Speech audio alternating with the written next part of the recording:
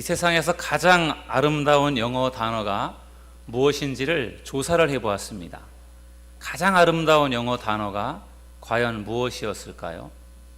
mother였습니다. 어머니라고 하는 단어가 세상에서 가장 아름다운 영어 단어였다고 합니다. 두 번째로 아름다운 영어 단어가 father라는 아버지라면 얼마나 좋겠습니까마는 아니었습니다. 두 번째로 아름다운 영어 단어는 패션이라고 하는 열정이라는 단어였습니다. 세 번째로 아름다운 단어가 father라면 얼마나 좋겠습니까마는 세 번째로 아름다운 단어는 스마일이라고 하는 웃음이라고 하는 단어였습니다. 네 번째로 아름다운 단어는 아버지가 아니고 러브였습니다. 놀랍게도요, father라는 그 아버지의 이름은 10번째 순위에도 없었고 70번째 순위에도 없었습니다. father가 실종된 것입니다. 여러분, 어머니라고 하는 mother라고 하는 어머니의 이름은 세계에서 가장 아름다운 영어 단어인데 father라는 이름은 70위에도 없습니다. 왜 그럴까요? 아버지의 사랑에 비해서 어머니의 사랑이 더 크기 때문일 수도 있지만 제가 생각할 때는 아버지의 사랑도 물론 큰데 그 아버지의 사랑이 잘 드러나지 않고 표현되지 않아서 아마 그런 이유도 있지 않을까 싶습니다. 어찌됐든 간에 가장 아름다운 영어 단어가 mother라는 어머니라는 그러한 이름의 어떤 어머니라고 하는 그러한 점에 있어서는 우리가 다시 한번 기억해야 될 것 같습니다. 방금 전에 보았던 영상은 가장으로서의 아버지의 사랑, 가족에 대한 그 사랑을 잘 담고 있는 그러한 영상이 아닌가 생각합니다. 여러분들 같이 보셨지만 그 영상에 보면은 우리 고등학교 학생들에게 선생님이 질문을 했습니다. 앞으로 1년밖에 살지 못한다면 꿈을 이루는 일과 그리고 5억의 돈을 갖는 일 둘 중에서 무엇을 선택하겠는가? 라고 할 때 대다수의 학생들은 내 꿈을 이루고 싶다, 꿈을 선택하고 싶다라는 그러한 대답을 했습니다. 그런데 그 학생들의 부모님들, 그 학생들의 아버지는 반대였습니다. 학생들의 아버지는 대다수가 돈 5억을 선택하겠다, 그렇게 말씀을 해주셨습니다. 그 이유는 다름 아닌 가족을 위해서, 자식들을 위해서 돈이 필요하다라고 생각했기 때문에 내 꿈을 포기할지언정 돈을 내가 더 필요로 한 돈을 그들에게 주고 싶다라는 그러한 고백들을 해 주었습니다. 그것이 바로 부모님의 아버지의 사랑이고 또 부모님의 사랑이 아닌가 생각을 합니다. 제가 자식일 때는 잘 몰랐습니다. 그런데 제가 자식을 낳고 아버지가 되어 보니까 그 아버지의 사랑, 부모의 사랑이 얼마나 큰지를 비로소 알게 되었습니다. 저희 자식이 너무나도 사랑스럽고 예쁜 그러한 모습들을 보면서 우리 아버지도 우리 어머니도 나를 이렇게 예뻐해 주셨겠구나, 그것을 느끼게 되더라고요. 그래서 자식을 낳아야 비로소 부모의 사랑을 조금이나마 알게 되는 것 같습니다. 오늘은 어버이 주일입니다. 어버이 주일을 맞이해서 저는 자식으로서의 책임은 무엇이고 부모로서의 책임은 무엇인가 하는 그러한 말씀을 준비했습니다. 오늘 이 시간 자식과 부모의 책임이라고 하는 그러한 제목을 가지고 말씀을 나눌 때 여러분에게 은혜가 되는 시간 되기를 주의 이름으로 축원합니다. 첫 번째로 여러분들과 나누고 싶은 말씀은 자식의 책임인데요, 부모에게 순종하라는 것입니다. 저를 따라서 하시겠습니다. 부모에게 순종하라. 에베소서 6장 1절 말씀해 보니까요, 자녀들아 주 안에서 너희 부모에게 순종하라, 이것이 옳으니라, 이렇게 말씀하고 있습니다. 바울이 에베소 교회 성도들을 향해서 부모에게 순종하라고 말씀하면서 그렇게 하는 것이 자식으로서의 마땅한 도리이고 그렇게 하는 것이 옳은 일이다, 그렇게 말씀해 주었습니다. 저희 아들 준영이가 유치원에 다닐 때 제가 준영이에게 가끔씩 질문을 했습니다. 준영아, 너 아빠 사랑하니? 그렇게 질문을 하면 준영이는 당연하다는 듯이 응 사랑해, 그렇게 대답을 했습니다. 그러면 제가 또 질문을 했습니다. 왜 사랑하는데? 그렇게 질문을 해요. 그러면은 준영이는 이렇게 대답했습니다. 나를 낳아주시고 먹여주시고 입혀주시고 키워주시고 사랑해주셔서. 이렇게 대답을 꼭 같은 대답을 했습니다. 그러면 제가 뿌듯해하면서 준영이의 그 이야기를 듣고 뿌듯했던 그런 기억이 납니다. 어떻게 보면 자식의 그 사랑은 부모님이 나에게 이만큼을 주니까 내가 부모님을 사랑합니다. 어떻게 보면 조건적인 사랑인 경우가 많습니다. 그러나 부모의 사랑은 그것과 좀 다른 것 같아요. 자식이 못해도 그저 사랑스럽고 줄 수 있는 사랑, 그것이 바로 부모의 사랑과 자식의 사랑의 다른 점이 아닌가, 그런 생각을 해보았습니다. 오늘 우리가 읽은 에베소서 6장 1절에서 사도 바울은 에베소 교회 성도들에게 부모에게 순종하는 것이 옳다라고 하는 것을 말해 주었습니다. 또한 바울은 이번에는 골로새 교회 성도들에게 보낸 편지에서 자식이 부모에게 순종해야 되는 것이 그 이유가 무엇인지에 대해서 좀 더 자세하게 소개를 해 주었습니다. 우리 한번 골로새서의 말씀을 읽어보겠습니다. 골로새서 3장 20절을 읽어보시겠습니다. 시작. 자녀들아 모든 일에 부모에게 순종하라. 이는 주 안에서 기쁘게 하는 것이니라. 아멘. 여러분, 바울은 자식이 부모에게 순종하는 것이 그게 하나님을 기쁘게 하는 일이다라고 하는 것을 말해 주었어요. 하나님께서 자식이 부모님에게 순종하는 것을 기뻐하신다라고 하는 것입니다. 여러분, 우리가 하나님을 기쁘시게 해드린다라고 하는 것이 얼마나 중요한 일입니까? 우리가 세상을 살아가면서 하나님을 기쁘게 해드리는 것, 그것은요 우리 피조물, 우리 인간들에게 있어서 가장 중요한 일이에요. 하나님을 기쁘시게 해드리는 것. 그런데 그 기쁘게 해드리는 방법 중에 하나가 부모에게 순종하는 거라고 그렇게 성경은 말씀해 주고 있습니다. 그만큼 부모님을 우리가 잘 섬기는 것이 중요하다고 하는 것을 말씀해 주고 있는 것입니다. 부모님을 우리가 잘 섬기면 그것이 부모님에게도 기쁨이지만 하나님에게도 큰 기쁨이라고 하는 것입니다. 그러므로 여러분의 부모님을 잘 섬기시고 순종하는 믿음의 성도님들이 되시기를 주님의 이름으로 축원합니다. 아브라함은 순종하는 삶을 실천했던 대표적인 인물입니다. 아브라함을 여러분들 너무나 잘 아시죠? 하나님께서 아브라함이 100세가 되었을 때 아브라함에게 아들을 주셨습니다. 100세 이삭이라고 하는 아들을 낳았습니다. 그런데 그 100세에 낳은 아들 이삭을 하나님이 어느 날 그 아들을 제물로 잡아서 하나님 앞에 바치라고 그렇게 말씀을 하셨습니다. 정말 하늘이 무너지는 것 같은 그러한 하나님의 말씀이었습니다. 그런데 아브라함이요 그 하나님의 말씀에 그대로 순종을 합니다. 그래서 그 아들을 데리고 이제 사흘길을 걸어서 하나님께서 말씀하신 그 모리아라고 하는 산으로 갑니다. 금방 도착한 것도 아니고 사흘길을 가면서 그 아브라함의 머릿속에 얼마나 많은 생각이 있었겠습니까? 혹시나 가다가 하나님께서 또 다른 말씀을 주실지도 모르겠다, 설마 아니겠지, 그런 여러 가지 복잡한 생각을 가지고 사흘길을 모리아산까지 갔습니다. 그러나 하나님은 더 이상의 말씀을 하지 않으셨어요. 그래서 아브라함이 하나님의 그 말씀에 순종하기 위해서 칼을 들어서 그 아들을 향해 치려고 했습니다. 그 아들을 죽여서 제물로 하나님 앞에 드려야 됐기 때문에요. 그런데 그때 칼을 들어 그 아들을 치려고 할 때 하나님의 천사가 아브라함에게 이렇게 말했습니다. 창세기 22장 12절에 보니까 사자가 이르시되 그 아이에게 내 손을 대지 말라, 그에게 아무 일도 하지 말라. 내가 내 아들 내 독자까지도 내게 아끼지 아니하였으니 내가 이제야 내가 하나님을 경외하는 줄을 아노라. 아멘.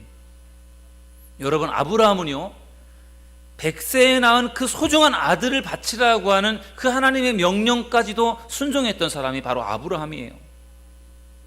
아무나 할 수 없는 순종이 아닌가 싶습니다. 그리고 놀라운 사실은 그것이 하나님이 정말 그의 아들을 받으시고 싶어서 그런 것이 아니라 아브라함이 얼만큼 하나님의 말씀에 순종하는지를 보시고자 시험했다라고 하는 것을 볼 수가 있습니다. 그래서 하나님께서 천사를 통해서 아브라함에게 주신 말씀을 보면은 내가 내 아들 독자까지도 내게 아끼지 아니하였으니 내가 이제야 내가 하나님을 경외하는 줄을 아노라, 이렇게 말씀하셨어요.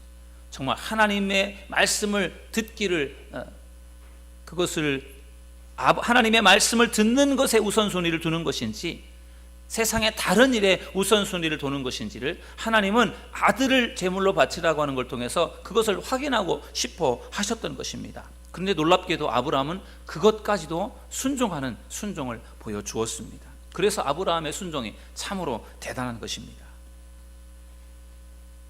아브라함이 하나님의 말씀에 순종했던 점에서 아브라함이 참으로 훌륭하기도 하지만 아브라함의 아들 이삭도 참으로 훌륭합니다.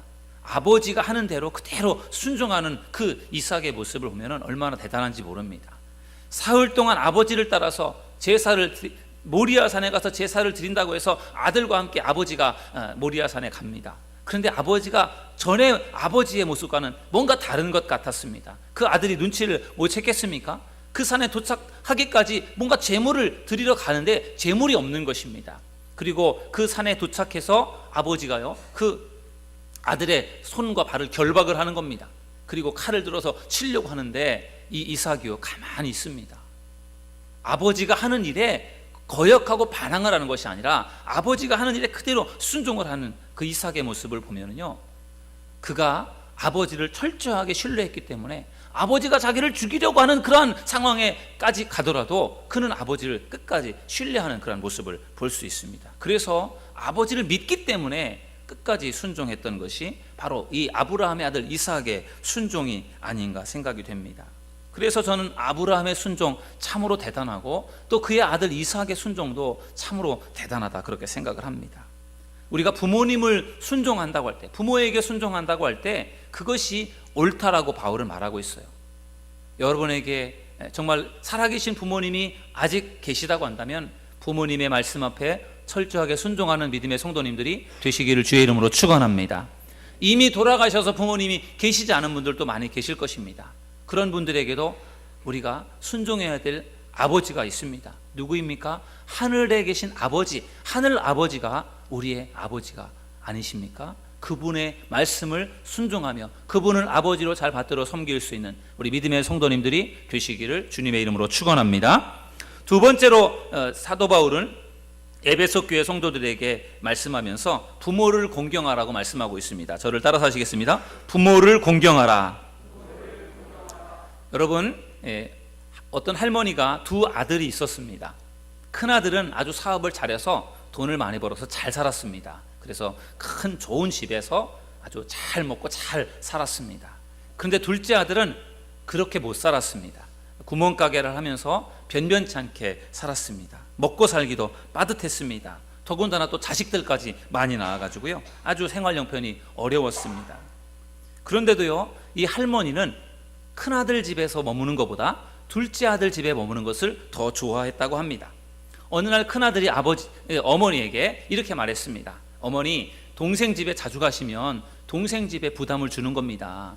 동생 집 살기도 어려운데 왜 자꾸 동생 집에 가십니까? 어머니, 동생 집에 가지 마시고 이제 저희 집에서 사세요. 제가 어머님을 더 맛있는 거 많이 이렇게 사드리고 어머니 편안하게 사실 수 있도록 도와드릴 테니까 어머니 이제 저희 집에 사세요. 그렇게 큰아들이 어머님에게 말씀을 드렸답니다. 그랬더니 그 할머니가 씁쓸한 웃음을 지으면서 이렇게 대답하셨다고 합니다.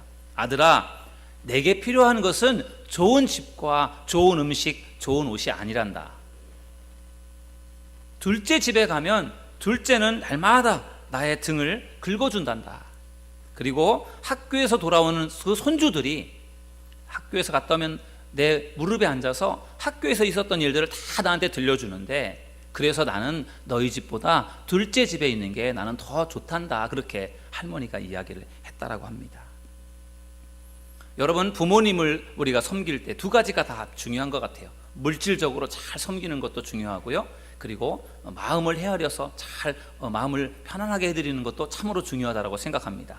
그래서 효도를 설명할 때 두 가지로 설명을 하고 있더라고요. 하나는 봉양이라고 하는 것이고 또 하나는 양지라고 하는 것입니다. 봉양이라고 하는 것은 큰아들처럼 물질적으로 잘 섬기는 것이 봉양이라고 한다면, 양지라고 하는 것은 헤아릴 양자에다 알지자에서요, 헤아려 아는 거예요. 부모님의 마음을 잘 헤아려 알아주는 것, 그게요 봉양보다도 더 큰 사랑이라고 합니다. 아무튼 우리가 부모님을 섬기는 일에 있어서 우리가 효도하는 것, 부모님을 공경하라고 하는 것이 효도하라고 하는 그런 말씀인데요, 우리가 봉양하는 것과 양지하는 것들을 통해서 여러분의 부모님을 잘 공경하는 믿음의 성도님들이 되기를 주의 이름으로 축원합니다. 사도 바울이요, 부모를 공경하라고 말씀하면서 그 뒤에 그것은 약속이 있는 계명이다라고 하는 그런 말씀을 하고 있습니다. 여러분, 에베소서 6장 2절에서 3절의 말씀을 우리 다 같이 읽어보시겠습니다. 시작. 내 아버지와 어머니를 공경하라. 이것은 약속이 있는 첫 계명이니 이로써 내가 잘되고 땅에서 장수하리라. 아멘. 부모를 공경하라, 아버지와 어머니를 공경하라, 그렇게 말씀하면서 그것으로 끝난 것이 아니라 그것은 약속이 있는 첫 계명이니 내가 땅에서 잘되고 장수하리라, 이렇게 말씀하고 있습니다.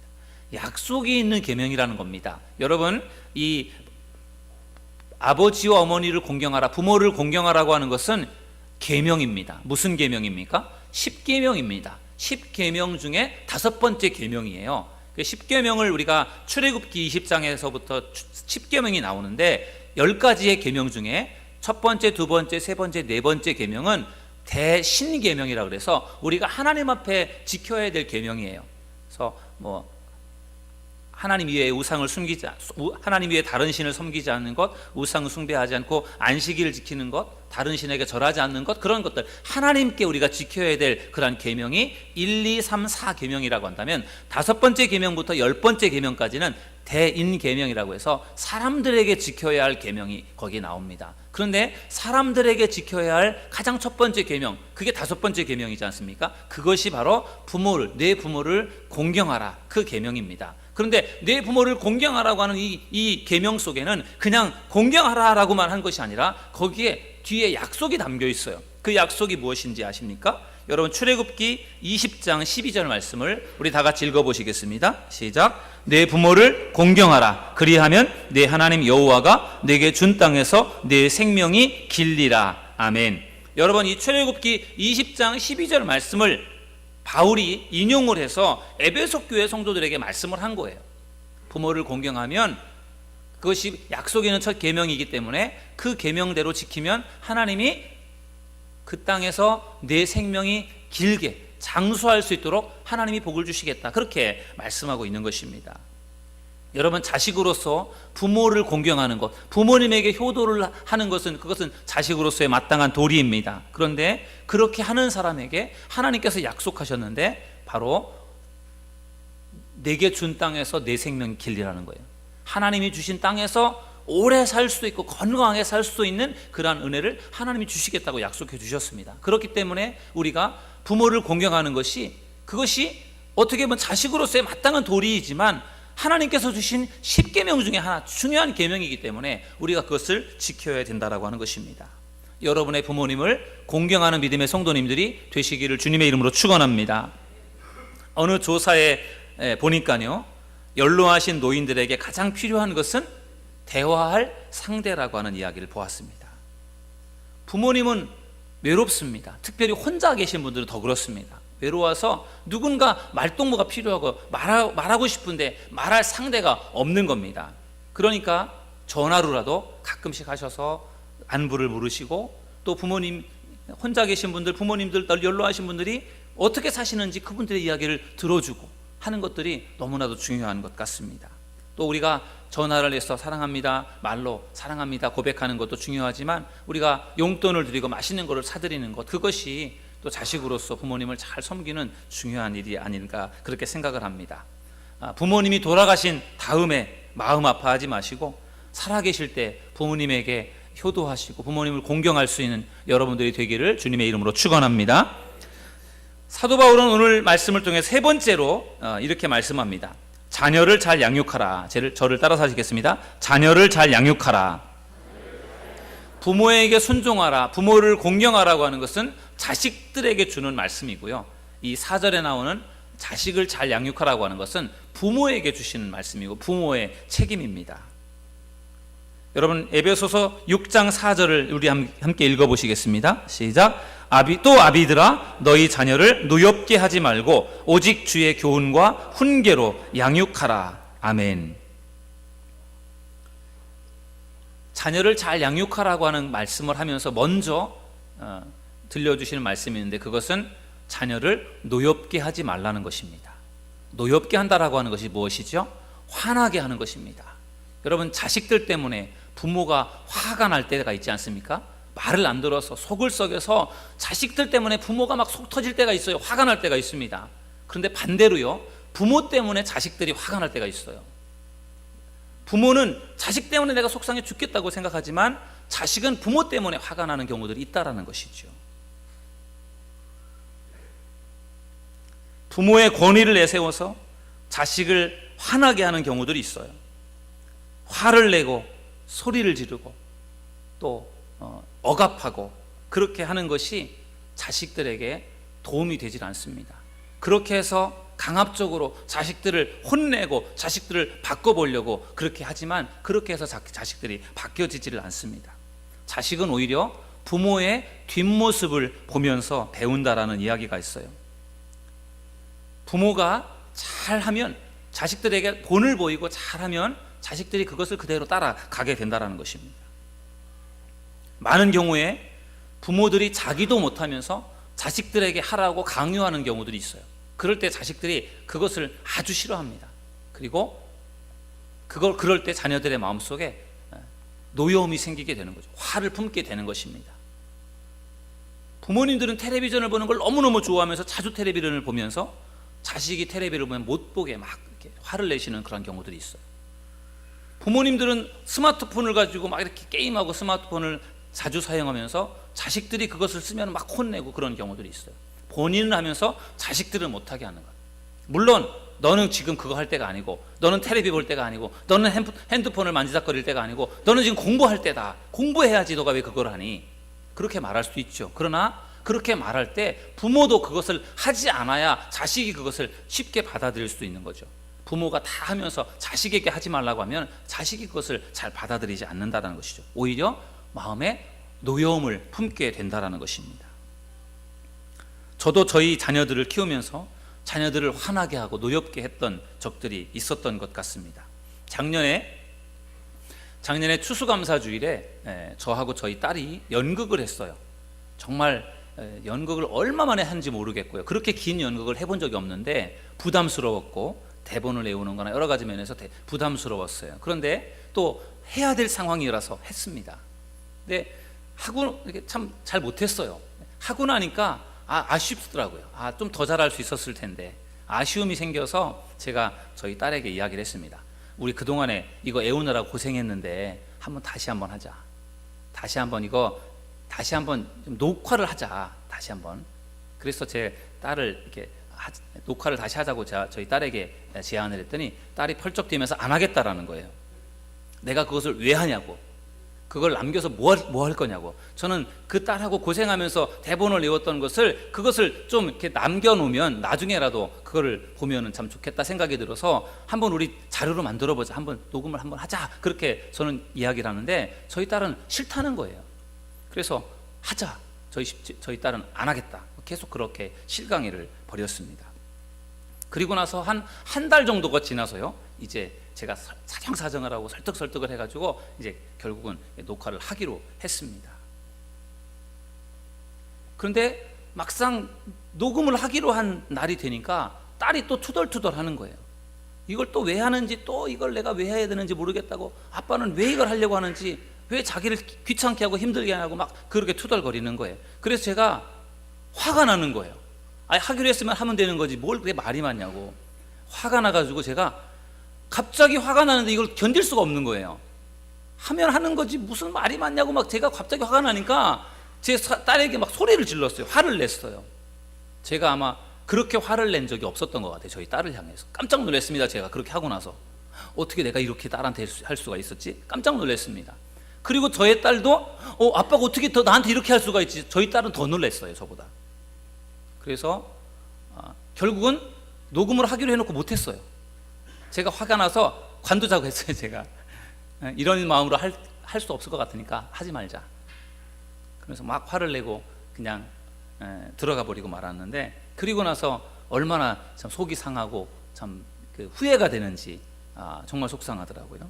저희 딸도 아무 말을 하지 않고 속상해가지고 이렇게 토라져 있었고, 그렇게 아마 며칠을 지난 것 같아요. 저는 저대로 화가 나고 저희 딸은 저희 딸대로 화가 나가지고 말도 안 하고 그렇게 며칠을 지나다가 이렇게 하면 안 되겠다. 가만히 생각해 보니까 내가 잘못한 것이지 저희 딸이 잘못한 건 없더라고요. 그래서 제가 미안하다고 사과를 했던 적이 있습니다. 저는 저희 딸 때문에 화가 났는데, 그런데 저희 딸은 저 때문에 화가 난 거예요. 그리고 사실은 그 화가 제가 만드는 거더라고 보니까. 그러면서도 저는 아빠의 말을 안 듣는 딸이 괘씸해서 화가 났는데, 딸은 오히려 자기가 하기 싫은 거를 자꾸만 하라고 하는 아빠 때문에 화가 나서 그렇게 저에게 삐딱한 그런 행동을 보였던 것입니다. 아마 여러분들도 저하고 아마 비슷한 경우들을 아마 경험하신 분들이 있지 않을까 생각이 됩니다. 아빠의 욕심 때문에, 엄마의 욕심 때문에 자식들은 하고 싶지도 않은 것을 막 강요해서 하려고 하는 경우들도 있고요. 그리고 괜히 밖에서 스트레스 받고 들어와서 집에 있는 아이들에게 괜히 스트레스를 푸는 그러한 경우들도 있습니다. 그러면은요, 그게 자식들에게 큰 상처가 되고 화가 된다라는 것입니다.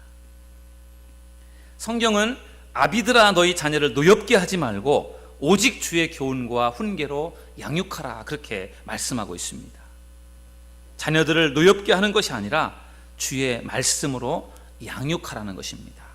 여러분, 하나님의 말씀을 통해서 양육받는 것이 교회 안에서만 이루어지는 것이 아닙니다. 교회 안에서 말씀을 들으면서 또 선생님에게 배우면서 그것으로 교회 안에서 끝나는 것이 아니에요. 가정에서 그것이 말씀을 가르치고 양육하는 것이 부모를 통해 자식들에게 그것이 이루어질 때 그것이 바른 양육이 되는 것입니다. 성경은 부모가 자식을 말씀으로 양육해야 된다라고 하는 것을 분명히 말씀하고 있습니다. 여러분, 잠언서 22장 6절을 우리 함께 읽어보시겠습니다. 22장 6절입니다. 시작. 마땅히 행할 길을 아이에게 가르치라. 그리하면 늙어도 그것을 떠나지 아니하리라. 아멘. 마땅히 행할 길을 가르치라는 겁니다. 마땅히 행할 길이 무엇입니까? 믿음의 삶을 살아가는 방법, 신앙생활을 자녀들에게 잘 가르치면 그들이 죽을 때까지 늙어도 신앙을 떠나지 않는다, 믿음을 떠나지 않는다라고 하는 것을 말씀해 주고 있는 것입니다. 여러분의 자녀들을 여러분들이 어릴 때부터 믿음으로, 말씀으로 잘 양육하는 것이 너무나 중요합니다. 여러분의 자녀들이 다 커버리면 그때 가서 양육하려면 잘 되질 않아요. 그러니까 가능하면 더 어릴 때부터 여러분들이 신앙생활을 같이 하면서 믿음으로 잘 양육하면 그들이요, 늙어서도 절대로 하나님을 떠나지 않는다라고 하는 것입니다. 가장 좋은 방법은 같이 예배를 드리는 겁니다. 같이 교회에 오셔서 예배를 드리고, 또 가정에서 같이 둘러앉아서 가정 예배를 드리고 같이 기도하는 것, 그것이요 굉장히 중요합니다. 그렇게 할 때 여러분의 자녀들이 믿음 안에서 올바르게 성장하게 될 줄로 믿습니다. 그것이 우리가 자녀들을 잘 양육하는 중요한 방법인 것입니다. 오늘 저는 여러분들과 자식과 부모의 책임이라고 하는 그러한 제목을 가지고 오늘 에베소서 6장 1절에서 4절의 말씀을 함께 나누어 보았습니다. 자식은 부모에게 순종해야 되고, 그리고 자식은 부모를 잘 공경해야 됩니다. 그것이 약속이 있는 첫 계명이고, 그렇게 하는 사람에게는 땅에서도 잘 되고 그리고 장수하는 그러한 복을 하나님이 주시겠다고 약속해 주셨습니다. 더 나아가서 부모된 자들은 자식들을 믿음으로, 신앙으로 잘 양육해야 되는 것입니다. 그럴 때 우리의 자녀들이 우리보다 더 큰 믿음의 사람이 되어서 하나님의 큰 사명을 감당하게 될 줄로 믿습니다.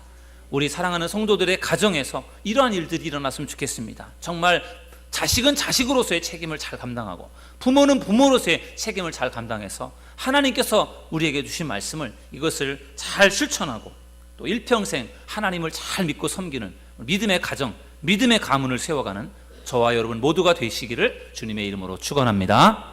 기도하겠습니다.